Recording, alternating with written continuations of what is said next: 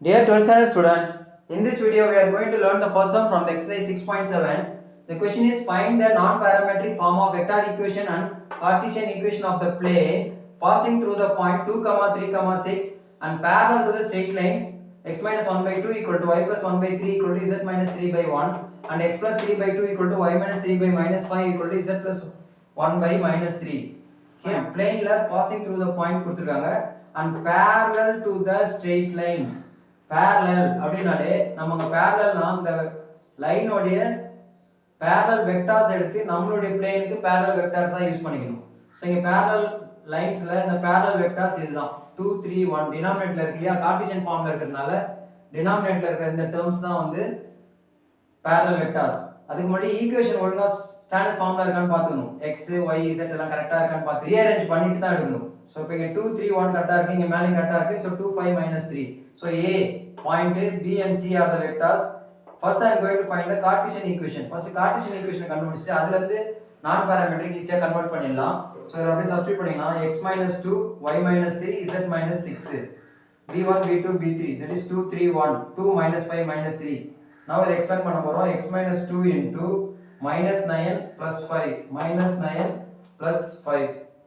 Here x minus y - 3 into -6 plus -2 -6 -2. Then z - 6 into -10 -6. So simplify பண்ணுங்க. First இந்த number simplify பண்ணுங்க. 9 minus 5 sorry இங்க -9 plus 5. So -4 into so -4 இதுக்குள்ள வருது. Here இங்க simplify பண்ணுங்க. -8 அந்த -8 இங்க போடுங்க. Then -10 -6 -16.